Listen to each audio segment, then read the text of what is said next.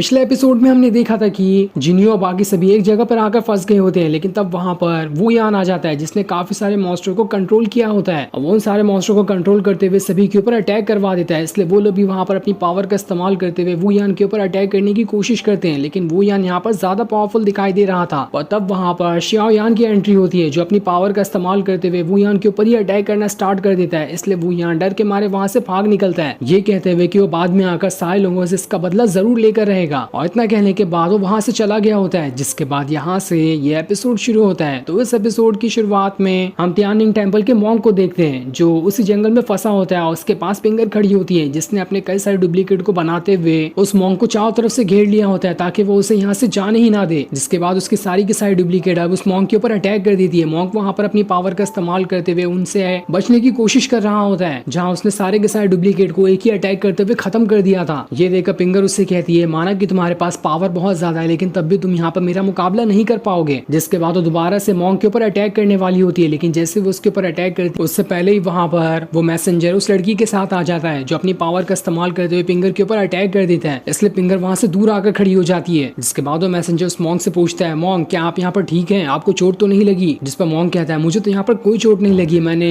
इस डीमन के साथ अच्छी फाइट की, लेकिन तुम लोगों को यहाँ पर थोड़ा सावधान रहने की जरूरत है। ये जितनी ज्यादा कमजोर दिखाई देती है उतनी है नहीं, इसकी पावर को यहाँ पर अंडर एस्टिमेट मत करना। तब ये सारी बात सुनकर पिंगर उस मॉन्क से कह रही होती है, तुम्हारे मुंह से अपनी तारीफ सुनकर मुझे काफी अच्छा लगा, लेकिन मैं यहाँ पर इस मैसेंजर को नहीं जानती कि आखिर ये कौन है। लेकिन अगर यहाँ पर ये हम दोनों के झगड़े के बीच टांग अड़ाने की कोशिश करेगा तो मैं इसे तो छोड़ूंगी नहीं, इसके साथ साथ इसके साथ जो लड़की आई है उससे भी नहीं छोड़ूंगी। वो तो मुझे सबसे ज्यादा कमजोर दिखाई दे रही है, उसके ऊपर तो हल्का सा ही अटैक करते हुए मैं यहाँ पर उसकी जान ले सकती हूँ। जिसके बाद वो वहाँ पर अपने सेड्यूस करने वाली पावर का इस्तेमाल करते हुए उस मैसेंजर को भी अपने कंट्रोल में करने की कोशिश करती है, लेकिन वो खुद को वहाँ पर संभाल लेता है। और तब उसकी पावर को देखकर उसे समझ में आता है कि ये तो पिंगर है ना, जो कि डीमन सेट की काफी ज्यादा पावरफुल लड़की मानी जाती है। मैंने इसका नाम काफी टाइम से सुनकर रखा था, लेकिन देखो आज मुझे पहली बार इसे देखने का आमने सामने से मौका मिल ही गया। ये सुनकर पिंगर उससे कहती है, अरे वाह, तुम तो मुझे अच्छे से जानते हो, ये तो कमाल ही हो गया, मुझे नहीं लगा था कि मैं आसपास के इलाकों में कितनी ज्यादा फेमस हूँ। तब मैसेंजर पिंगर से कह रहा होता है, तुम जानती हो ना कि फैंगशान वैली और त्यानिंग टेम्पल के मॉन्क भी हमारा ही साथ दे रहे हैं, जिस वजह से तीनों ह्यूमन के सेट जो है आपस में मिल चुके हैं ताकि वो डीमंस का खात्मा कर सके। तुम भी यहाँ पर डीमन सेट से आई हो, इसलिए तुम हमारी सबसे बड़ी दुश्मन हो, इसलिए हम तुम्हें यहाँ पर नहीं छोड़ने वाले। तब पिंगर उस मैसेंजर से कह रही होती है, क्या तुम मुझे थोड़ा अच्छे से बता सकते हो कि यहाँ पर फैंगशान वैली से कौन है और त्यानिंग टेम्पल से कौन है, क्योंकि तुम तो मुझे किन्नू सेट के दिखाई दे रहे हो। किन्नू सेट का तो कोई बंदा मेरे पास भी है जिसके बारे में शायद तुम पहले से ही जानते हो कि वो डीमन सेट को ज्वाइन कर चुका है। इसलिए मैसेंजर उसे बताना शुरू कर देता है कि कौन कौन से सेट से आता है। ये सारी चीजें देखने के बाद पिंगर उन तीनों से कह रही होती है, इस ट्रेजर को हासिल करने का खेल तो धीरे धीरे करते हुए और ज्यादा इंटरेस्टिंग होते जा रहा है। नहीं जानती कि आखिरी में जाकर ये ट्रेजर किसके हाथों में जाएगा, लेकिन कुछ भी क्यों ना हो जाए हम डीमन सेट वाले उस ट्रेजर को ह्यूमन के हाथों नहीं जाने दे सकते। इसलिए आज यहाँ पर हम तीनों को आपस में फाइट करनी पड़ेगी। ये सुनकर तो मॉन्क वहाँ पर अपना एक प्रोटेक्शन शील्ड बना देता है जिसके अंदर उसने उस मैसेंजर और उस लड़की को भी रख लिया था ताकि वो उन दोनों को भी वहाँ पर पिंगर के अटैक से बचा सके। दूसरी तरफ हम वेस्टर्न स्वॉर्म के उसी सुंदर वाली जगह का सीन देखते हैं जहाँ पर वो फॉर्चून टेलर और जोई आगे बढ़ रहे होते हैं और उन्हीं के पीछे वाइल्ड डॉग भी छुपते हुए आ रहा था ताकि वो ये देख सके कि कहीं जोई किसी मुसीबत में ना पड़ जाए। अगर वो किसी मुसीबत में पड़ेगी तो उसकी मदद करने के लिए वहाँ पर वाइल्ड डॉग आ जाएगा। जिसके बाद वो फॉर्चून टेलर एक जगह पर रुककर वहाँ पर पानी पीना शुरू कर देता है क्योंकि वो काफी टाइम से चलते हुए बहुत ही ज्यादा थक चुका था। इसके बाद वो जोई वहाँ पर बैठे हुए आपस में बातें करना शुरू कर देते हैं, लेकिन जैसे वो बातें कर रहे होते हैं वहाँ पर उस फॉर्चून टेलर को वाइल्ड डॉग दिखाई दे जाता है। ये देखकर तो वो भी हैरान था कि वाइल्ड डॉग दोबारा से यहाँ पर आ गया, आखिर ये हमारा पीछा कब जाकर छोड़ेगा। वो वहाँ पर जोई से कह रहा होता है, तुम यहीं पर रुको, मैं इस वाइल्ड डॉग को अभी देख कर आता हूँ कि आखिर अब इसे यहाँ पर कौन सा काम आ गया जो यहाँ पर फिर से हमारा पीछा करते हुए आ चुका है। जोई उसे वहाँ पर रोकने की कोशिश कर रही होती है, लेकिन जैसे वो थोड़ा पीछे मुड़ने लगती है उसका पैर वहाँ पर फिसलने लगता है, पर जैसे वो नीचे गिरती है इससे पहले वाइल्ड डॉग वहाँ पर आकर उसे बचा लेता है, जिस वजह से जोई यहाँ पर बच जाती है। लेकिन जैसे वो उसे बचाता है वहाँ पर तो वाइल्ड डॉग की आंखें फटी की फटी रह जाती है क्योंकि उससे सामने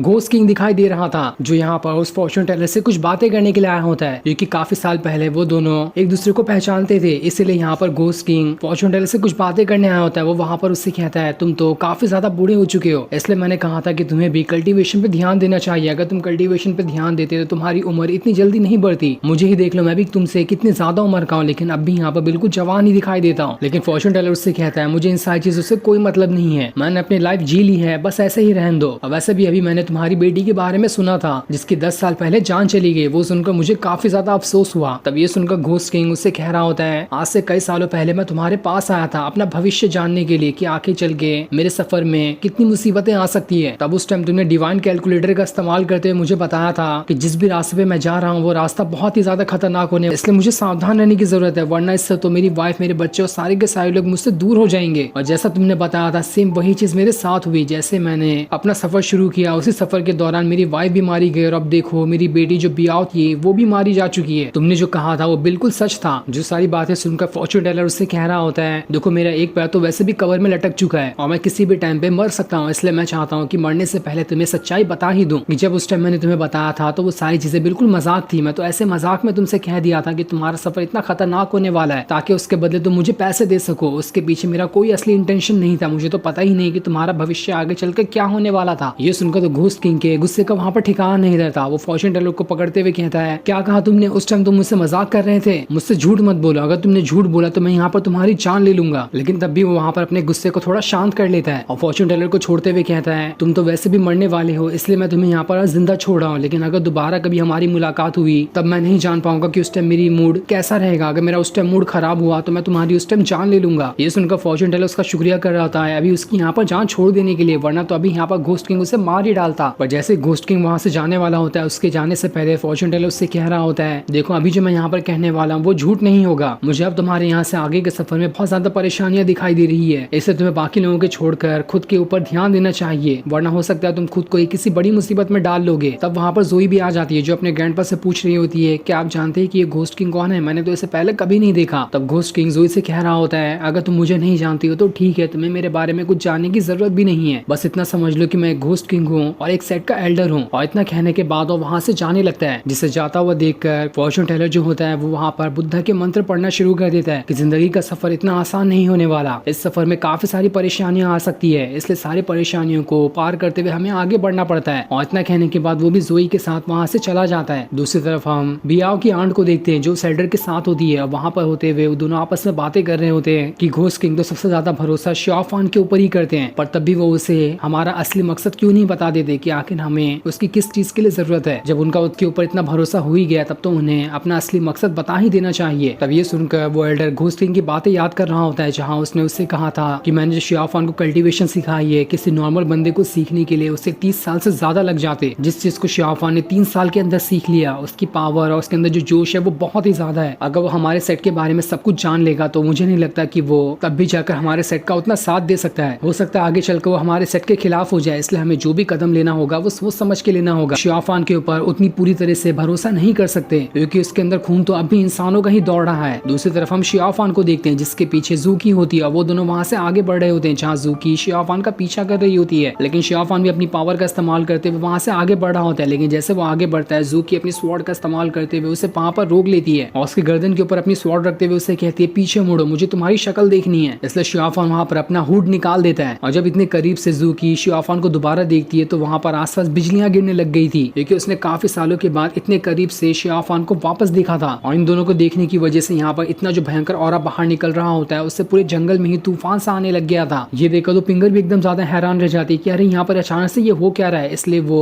उस मैसेंजर बाकी सभी को वहां से छोड़कर उसी तरफ बढ़ना शुरू कर देती है जहाँ पर अभी शियाओफान है, ताकि देख सके कि अचानक से वहां पर होने क्या लग गया। इसलिए उसके पीछे वो मैसेंजर और बाकी लोग भी चले जाते हैं। तो वहीं हम बाकी लोगों को भी देखते हैं जो सभी यहाँ से उसी तरफ बढ़ना शुरू कर देते हैं जहाँ पर भी शियाओफान और जूकी है। उन्हें भी लग रहा होता है कि वहाँ पर अचानक से ये होने क्या लग गया। उन्हें तो लग रहा होता है कि कहीं वहाँ पर ट्रेजर तो नहीं आ गया, इसलिए सारे के सारे लोग उसी तरफ बढ़ना शुरू कर देते हैं। आती ये सारी चीजें देखकर फॉर्चून टेलर, जोई और वाइल्ड डॉग भी एकदम ज्यादा हैरान थे, लेकिन उन्हें यहाँ पर इन सारी चीजों से कोई मतलब नहीं था, इसलिए वो तीनों वहां से चले जाते हैं। जिसके बाद हम शियाओफान और जूकी को देखते हैं जो दोनों आपस में एक दूसरे को देख रहे होते हैं। तब काफी देर तक एक दूसरे को देखने के बाद जूकी वहाँ पर शियाओफान से सवाल करती है कि जब तुम्हारे पास अच्छा मौका था मेरी जान लेने का तब तुमने उस टाइम मुझे क्यों नहीं मारा, आखिर उस टाइम तुमने मुझे जिंदा क्यों छोड़ दिया? तुम चाहते तो उसी टाइम मेरी जान ले सकते थे पर तुमने ऐसा नहीं किया, मुझे इसका जवाब चाहिए। लेकिन शियाओफान अभी उसे वहाँ पर कोई जवाब नहीं देता। वो वहाँ पर उस टाइम को याद करने लगता है जब 10 साल पहले वो अपने सेट में हुआ करता था। वहाँ पर वो जूकी के साथ काफी अच्छे पल को बिताया करता था। वो जब भी किसी मुसीबत में पड़ता तो वहाँ पर सबसे पहले उसे बचाने के लिए जूकी ही आई होती है ताकि वो शियाओफान को हर खतरों से बचा सके। हर टाइम उसने शियाओफान की मदद की थी ताकि उसे हर खतरों से बाहर निकाल सके। यही सारी चीजें वहाँ पर शियाओफान याद कर रहा होता है। जिसके बाद वो वहाँ पर जूकी से कहता है 10 साल पुरानी चीजें क्या तुम्हें याद है? उस टाइम तुम मुझे बचाने के लिए अपनी जान तक खतरे में डाल दिया करती थी, तुमने हर चीजों को सैक्रिफाइस किया, वो भी मेरे लिए। इसलिए मैंने तुम्हारे ऊपर अटैक नहीं किया क्योंकि जिस इंसान ने मुझे बचाने के लिए इतनी ज्यादा मेहनत की हो उसे मैं ऐसे कैसे मार सकता हूँ। यही वजह थी कि मैंने तुम्हारे ऊपर अटैक नहीं किया और तुम्हें वहां पर जाने दिया। ये सारी चीजें सुनकर तो जूकी वहां पर शियाफान से कह रही होती है, भले से तुम डीमन चीजों को कल्टीवेट क्यों ना करते हो, लेकिन अब भी तुम्हारा दिल वही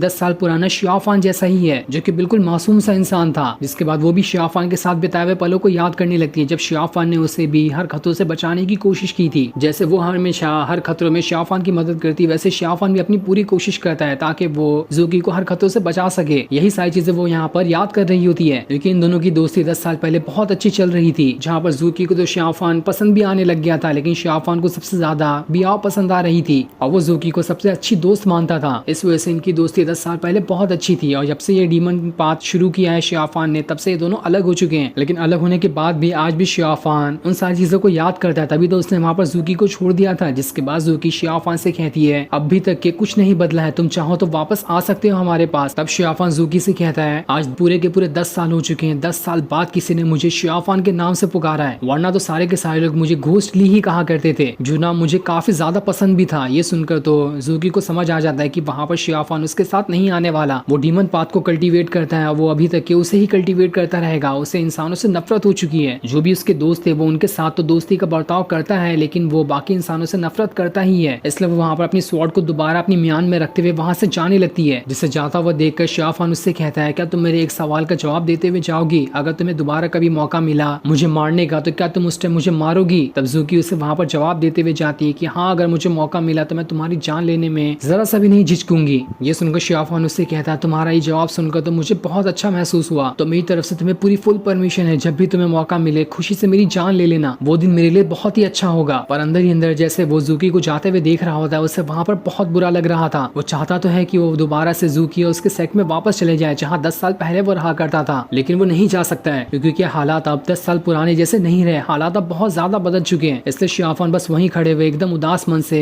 जूकी को जाते हुए देख रहा होता है। दूसरी तरफ हम बियाओ की आंट को देखते हैं, जो इतना सारा औरा देखकर कह रही होती है, इस औरा को देखकर जहाँ तक कि मुझे लगता है कि शायद यहाँ पर वो ट्रेजर आने वाला होगा, इसी वजह से यहाँ पर इतना ज्यादा औरा बाहर निकल रहा है। लेकिन इस औरा के साथ साथ यहाँ पर येलो बर्ड भी आ जाएगा, जो कि एंशिएंट मिथिकल बीस्ट है। उसके पास काफी ज्यादा पावर है, जिसे हेवनली बीस्ट का भी टाइटल दिया गया है। लेकिन हमें लगता है कि शायद हम वहाँ पर उसे जाकर हैंडल कर सकते हैं। तब वो जो एल्डर जो उसके साथ होता है वो उससे कह रहा होता है, आप इतनी ज्यादा परेशान क्यों हैं? आप नहीं जानते कि यहाँ का जो माउंटेन है वो कितना ज्यादा खतरनाक है, उसमें कितने सारे पावरफुल बीस्ट, घोस्ट और डीमंस की पावर को वहाँ पर रखा गया है, जिसकी पावर का तो कोई अंदाजा भी नहीं लगाया जा सकता। साथ ही वहाँ पर 4 स्प्लिट ब्लड फॉर्मेशन भी लगा हुआ है, जिससे तोड़ना किसी के भी बस की बात नहीं है। इसलिए वहाँ पर जाने की जल्दी कोई हिम्मत नहीं करता और वहीं पर से सारा का सारा औरा बाहर निकलते हुए आ रहा है। लेकिन हमारा यहाँ पर इसमें कोई फायदा नहीं है, हम चाहकर भी यहाँ पर कुछ नहीं कर सकते। हमारा काम तो बस घोस्ट किंग के परमिशन को पूरा करना है, जो वो कहेंगे हमसे करने के लिए हमें वो ही करना पड़ेगा। दूसरी तरफ हम सारे के सारे लोगों को देखते हैं जो उसी माउंटेन की तरफ बढ़ रहे होते हैं, जहाँ पर सबसे पहले आगे पिंगर होती है, जिसके पीछे वो मॉन्क का बाकी सारे लोग भी थे। लेकिन जैसे वहाँ पर आगे बढ़ रहे होते हैं, वहाँ पर काफी सारे सी मॉन्स्टर आ चुके थे, जिन्हें देखकर तो पिंगर भी वहाँ पर हैरान रह जाती है कि यहाँ पर इतने सारे मॉन्स्टर क्या करने के लिए आ गए। तब उसे पता चलता है कि ये सारे के सारे मॉन्स्टर तो ह्यूमंस के पीछे हैं, ये तो बहुत अच्छा हो गया। इसलिए वहाँ पर कई सारे मॉन्स्टर को मारते हुए बाकी मॉन्स्टर को और ज्यादा भड़काने की कोशिश करती है, ताकि वो सारे के सारे ह्यूमन का यहाँ पर खात्मा कर सके, जिसके बाद तो वो आसानी के साथ यहाँ से चली जाएगी। इसलिए वो वहाँ पर उन मॉन्स्टर के ऊपर अटैक करने के बाद वहाँ से भाग रही होती है, जिस वजह से काफी सारे मॉन्स्टर वहाँ पर मारे जाते हैं। ये देखकर तो बाकी मॉन्स्टर के गुस्से का ठिकाना नहीं था। वो मॉन्स्टर वहाँ पर अपने और साथियों को बुलाना शुरू कर देते ताकि वो यहाँ पर सभी की जान ले सके। तब उन्हें आगे बढ़ते हुए वहाँ पर ह्यूमंस दिखाई दे जाते हैं। उन्हें लगता है कि यहाँ पर ये काम ह्यूमंस का ही है, जिन्होंने उसके साथियों को यहाँ पर जान ले ली। इसलिए सारे के सारे मॉन्स्टर अब उस मैसेंजर उसके साथियों का वहाँ पर पीछा करने के लिए तैयार हो जाते हैं और मॉन्स्टर ने वहाँ पर उन सभी के ऊपर अटैक करना भी स्टार्ट कर दिया था, जिस वजह से जैसे ही वहाँ पर मॉन्क का बाकी लोग आगे बढ़ चारों तरफ से पानी भरना शुरू हो जाता है और उस पानी के अंदर से कई सारे सी मॉन्स्टर बाहर निकल कर आने लगते हैं, जिन्होंने उस मॉन्क का बाकियों को वहाँ पर चारों तरफ से घेर लिया होता है। ये देखकर तो वो लोग भी हैरान थे कि अरे यहाँ पर इतने सारे मॉन्स्टर कैसे आ गए। मॉन्क वहाँ पर अपनी पावर का इस्तेमाल करते हुए दोबारा से एक प्रोटेक्शन शील्ड बना लेता है ताकि वो मॉन्स्टर के अटैक से बच सके। ये सारी चीजें देखकर तो पिंगर काफी ज्यादा खुश हो रही होती है, क्योंकि उसने तो यहाँ पर आग लगा दिया, सारे के सारे मॉन्स्टर को ह्यूमंस के खिलाफ भड़का दिया है, जिस वजह से तो अब वो मॉन्स्टर ह्यूमन का पीछा नहीं छोड़ने वाले। अब वो तो यहाँ से बड़ी ही आसानी के साथ बचकर निकल जाती है। दूसरी तरफ हम शियाफान को देखते हैं जो आगे बढ़ रहा होता है, जहाँ आगे बढ़ते हुए उसे काफी अजीब जगह दिखाई देती है, जहाँ पर उसे कोई भी मॉन्स्टर कोई भी वहाँ पर खतरा नहीं दिखाई दे रहा था। ये देखकर तो वो भी हैरान रहता है कि आखिर वेस्टर्न स्वैम्प में ऐसी जगह कहाँ पर से आ गए जहाँ पर कोई भी मॉन्स्टर नहीं है। साथ ही आसपास के पेड़ों को देखकर उसे पता चलता है कि ये सारे के सारे पेड़ तो हजारों साल पुराने हैं। ऐसा लग रहा है कि पिछले हजारों सालों से यहाँ पर कोई भी नहीं आया और ये सारी जगह वैसी की वैसी है अभी तक के। इसलिए वो आसपास की जगह की अच्छे से तलाशी लेना शुरू कर देता है ताकि देख सके कि आखिर किस तरह की मिस्टीरियस जगह है। वो वहाँ पर अपनी लकड़ी पे खड़े हुए आगे बढ़ रहा होता है जहाँ उसे एक दीवार दिखाई देती है जो कि किसी पहाड़ का हिस्सा था और वो सारा का सारा पहाड़ पेड़ की लकड़ियों से बना होता है। ये देखकर तो शाहफान भी हैरान थे कि क्या अजीब चीज है यहाँ पर। ऐसा लग रहा है कि इस जंगल में लकड़ियों का बना हुआ कोई ब्रिज आ चुका है, पर आखिर यहाँ पर इस ब्रिज को बनाया किसने और ये ब्रिज कहाँ तक जाता होगा। इसलिए वो वहाँ पर उस ब्रिज का पीछा करना शुरू कर देता है ताकि देख सके कि ये जगह कहाँ पर जाकर खत्म होती है। और जैसे वो वहाँ से आगे बढ़ता है वो किसी अजीब सी जगह पर आ चुका था जहाँ पर पूरा का पूरा पेड़ों का जंगल बना होता है, जो जगह बहुत ही ज्यादा अजीब और भयानक दिखाई दे रही थी। ये देखकर तो वो भी हैरान था कि आखिर यहाँ पर इतने बड़े बड़े पेड़ कैसे आए, जरूर इसके पीछे कोई ना कोई खास बात तो होगी ही। ऐसे यहाँ पर इतने बड़े बड़े पेड़ तो हवा में नहीं उग जाते, इसलिए वहाँ से और ज्यादा आगे जाने का तय करता है ताकि देख सके कि आखिर इन सारी चीजों के पीछे असल में सच्चाई क्या है। लेकिन वो जितना आगे जा रहा होता है वो जगह तो खत्म होने का नाम ही नहीं ले रहा था। वो पेड़ तो